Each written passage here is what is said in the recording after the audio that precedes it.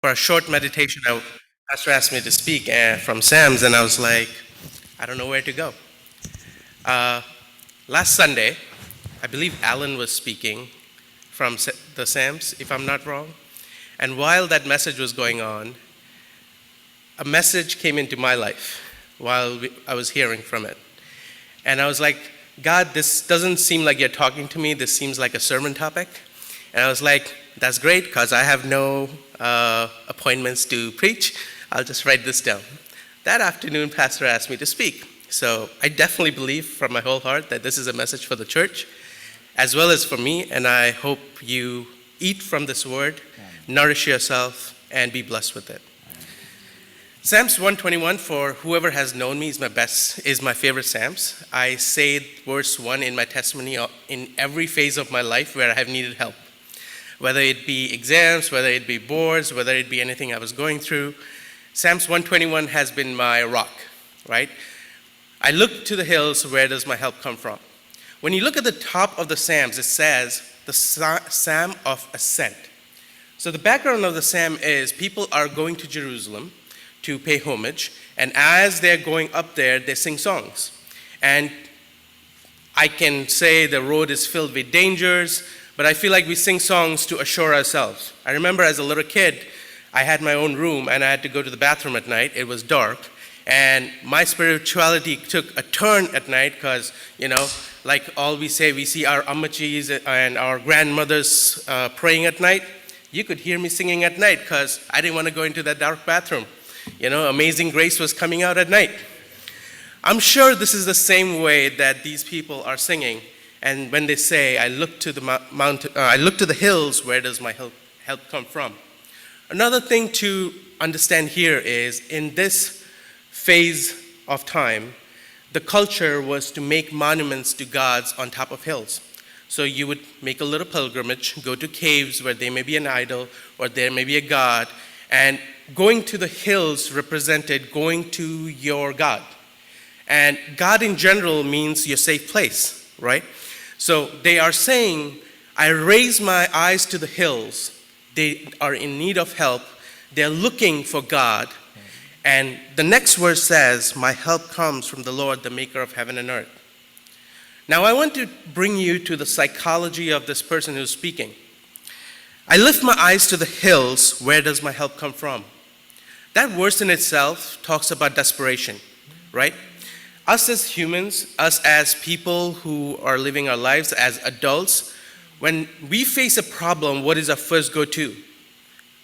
I'll tell you what mine is. I try to fix the problem, right? I have a splinter, I try to take it out. I'm hungry, I try to go eat. I am sad, I try to figure out what's sad or what I could do. Maybe I could go for a run, the endorphins will come out, That never happens, as you can tell, But I wanted to bring it out. But, you always want to do something to fix your problem. And in verse 1, the writer is saying here, I lift my eyes to the hills, where does my help come from?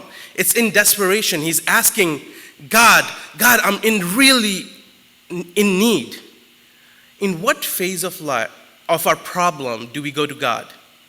Generally, it's when everything else has finished, you have exhausted everything in your mind, you have been the Sherlock Holmes of your life, and you've tried to figure out your problem and you failed, and you say, I look to the hills, where does my help come from?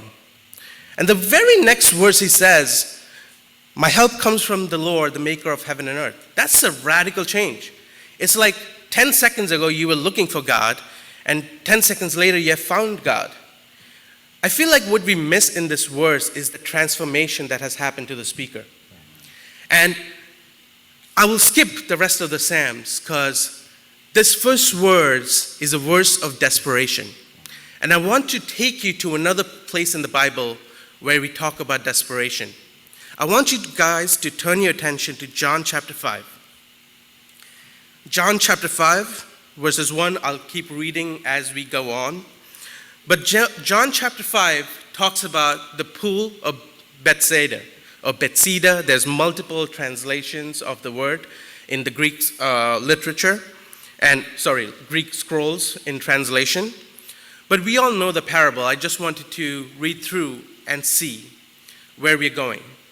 Just to give you a little background, this is a pool in Jerusalem that is covered, meaning people come there for shade, people come there maybe to go sit next to the water, right? But it's a pool in Jerusalem. Jerusalem as a city is a city of laws, meaning in the Jewish custom, they are very tight on the law. Everything has to be by the law. The Torah, the first 5 books of the Bible, basically governs life in the city. And who are the people who enforce this law? The Pharisees, right? So this is a city bound in laws. And in that law, we talk about the Pool of Bethesda. We also should kind of realize this, which I realized late. This is a story in the book of John. The book of John was like me. I don't want a 5-page essay, just tell me what this is about, right? Talk to me in 2 minutes and tell me what this is. John doesn't speak about each and every miracle that happened in Jesus' life. He talks about miracles that had a point that he wanted us to realize. And as such, I understand this parable to be important. So now we come to the Pool of Bethesda, which is, Bethesda also translates to the house of mercy, right? So this is a place where you have to find mercy. Verse 1 says, sometime later Jesus came to Jerusalem, the land of laws, for a feast of the Jews. So he was doing traditional stuff, there was some festival going on and he showed up in Jerusalem. Now there is in Jerusalem near the sheep gate a pool, which in Aramaic is called Bethesda, and which is surrounded by 5 covered colonnades. Here a great number of disabled people used to lie, the blind, the lame, and the paralyzed. One who was there had been an invalid for 38 years. When Jesus saw him lying there and learned that he had been in this condition for a long time, he asked him, "Do you want to get well?" I never realized the contrast in this verse till I dove into it. Jerusalem, a land of laws, has a pool that's called the House of Mercies. When I hear about House of Mercies, I feel like when needy people go to that house, they find mercy and grace, right? And this pool called the House of Mercy is basically the den of the blind, the lame, and the paralyzed. There is a lot of desperation in this pool of mercies. Do we realize that in our lives, that while our lives may be governed by laws, us being Jerusalem, and our outer appearance appear that we are the house of mercy as Christians, we still may have pool of Bethesda lying amongst us, where there's paralysis, where there's sadness, where there's despair. Do we recognize the pool of Bethesda in our life? Reading further, it says there was a man who had been invalid for 38 years. This didn't start today.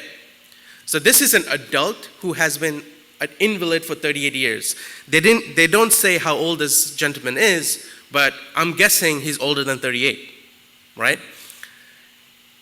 38 years is a long time. I am not 38 yet, thank God, but it is a long time. For everyone who's 38, I'm going to enforce it again. It is a long time. So, this man has been invalid for a long, long time.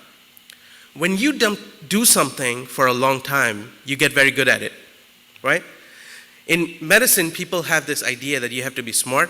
No, we just do the same thing over and over again until you get good at it, right? A carpenter will always be better than a plumber at doing things with wood than a plumber would be at doing things with good. Things you do every day, you get better at it. This man has been lying at the pool of Bethesda and has been invalid for 38 years. He has become very good at being that invalid. In our Jerusalem, in our pool of Bethesda, in that little corner, the little pool of Bethesda that no one knows about, that we don't show to anyone, have we gotten very good at hiding that pool and being in desperation, paralyzed by our life, and paralyzed where we cannot move on from this pool. And we have been lying in this pool for 38 years. In this long pool, in this long term, have we gotten so good that anyone who talks to us doesn't know about our pool of Bethesda. But in that private moment at home, when you are facing what you're facing, the pool of Bethesda governs your life. Because basically the whole life for this guy is lying at this pool. Historically, I just assumed everyone knew this. The superstition is that there's an angel that comes down to the pool of Bethesda, it stirs up the water, and the first person who's paralyzed, lame, and sick, who can get into the water gets healed. That's why everyone is lying around this pool, right? So have been doing this for a long time, where it is hidden away that no one knows about it. In that moment, Jesus walks into Jerusalem, and it doesn't say the man saw Jesus. Verse 6 says, when Jesus saw him lying there. Today's church, the Bible is telling you, in your pool of Bethesda, Jesus is ready to come in and see you. In your pool of desperation, Jesus is ready to walk into your life and see you. Jesus is saying, I see you. I see you. I see what you have hidden from everyone else, but is hurting you. I see that today. And Jesus walks into your pool and says, Jesus saw the man. Now I'm going to skip a little forward because I don't have time to go over each verse, but to the next thing I want to come to is the second half of verse 6, where it says, Jesus saw him lying there and learned that he had been there in this condition for a long time. He asked him, do you want to get well? To me, it was like, that's such a stupid question. But then I realized it was Jesus talking, and I was like, you can't call it stupid. There has to be a reason for this, right? It would be like me going to see a patient and say, hey, are you sick? And patients have, actually the worst doctors use is, what brings you here, right? And one of my patients actually told me, oh, I just wanted to spend some time in the hospital. You know? Has anyone ever said that? Does anyone ever go to the sick and go, do you want to get better? Oh no, I like this cold. You know, I like not being able to breathe through my nose. I like coughing. I like, all the needles and stuff you're putting in me to give me medicine. Why did Jesus ask, do you want to get well? Now this guy in Jerusalem had been invalid for 38 years. We in our lives have stuff that we have gotten very good at. And the first question to ask is, do you really want change? Jesus is asking here, do you want to get well? Change is not something people like. I don't like change. I like things to work the way it works for me. And if somebody says, oh, there's a better way to do this, I'm like, oh my Lord, there's another medical student who wants to make medicine better. Things always, they always come to you and say, oh, we could do this better, we could do this better. 9 out of 10 times, it doesn't make life better, right? But as humans, we have this issue with change. And Jesus is coming into your life and is asking you, do you want to get well? That is the first question to ask. It's not to come here, kneel down, let me put my hand over your head and I'll make you well. No, the first question is, do you want to get well? The healing at the pool of Bethesda starts with you. It doesn't start with the preacher. It doesn't start with anyone else. It starts with you. You have to put out your pool of Bethesda out there for the Lord and say, Lord, I want to change. And Jesus asks here as the first question, do you want to get well? And the response is exactly what I would have said. The response is, Sir, the invalid replied, I have no one to help me into the pool when the water is stirred. While I'm trying to get in, someone else goes down ahead of me. Jesus asked him a very simple question. Do you want to get well? And me just told Jesus, I have done all these things. I've been going to fasting prayer. I've been praying at home. I fast from carbs on Fridays, sugars on Thursdays. On Fridays, I stand on my leg. On Sundays, I stand on my head just so that the presence of God will come on me. Jesus didn't ask any of this. Jesus just said, do you want to get well? Church, sometimes the answers are very simple. Say yes to Jesus. Say yes to change. Say yes to being in a state where you want to be healed. Say yes to change where Jesus sees you walking into the pool and says, do you want to get well?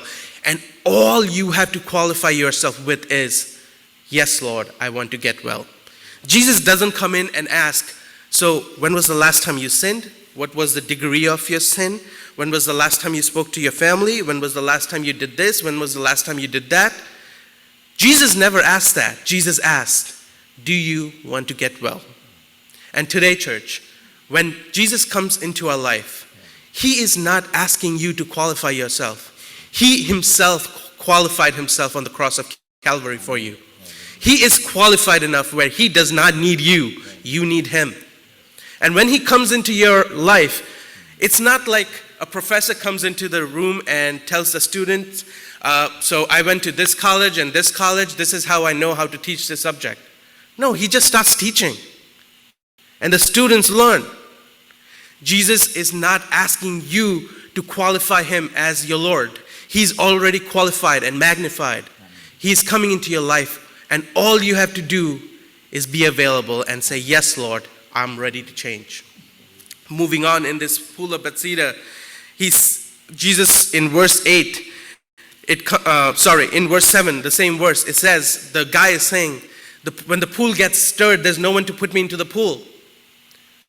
This is another problem we have in our lives, church. When we come up to issues, we have already formed an answer.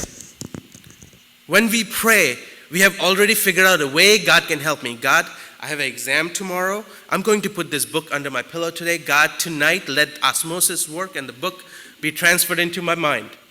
It doesn't say, God, just take care of the exam. No. We also have to come out with a solution how God can help you. And if God doesn't help you in that exact way, you don't know if God helped you. Stop putting God and making God put you into the pool of Bethesda. God by himself knows how to take care of you. He knows the bigger plan. He knows where to lead you. He knows how to take care of you. Do you think you took care of yourself all this time? That you got to whatever 20, 30 years of your life by taking care of yourself? God has already been taking care of you. He does not need you to teach him how to take care of your church today. Just put your pool out there and say, God, I am ready for change. Amen. He sees you and say, God, in all my infirmities, in all my weaknesses, I present myself to you. Fix me. Amen. That's it. He didn't ask for pool. He didn't say anything. God is just asking for you to submit yourself. In verse 8, Jesus says to him, get up, pick up your mat, and walk. At once the man was cured. He picked up his mat and walked. I'm running a little over, so I'm going to skip the rest. I'm going to stay with this verse. This verse has a lot of meaning in here. God basically could have gone up to him, say, and son, through the power of the Lord that is in me in this human form, I tell you to stand up. He didn't use any extra words. He just said, get up. Church, the Lord is saying in your life today, get up, to rise, to get over whatever this pool of Bethesda is, to trust in him, to move away, to get away from this pool of Bethesda and said, get up.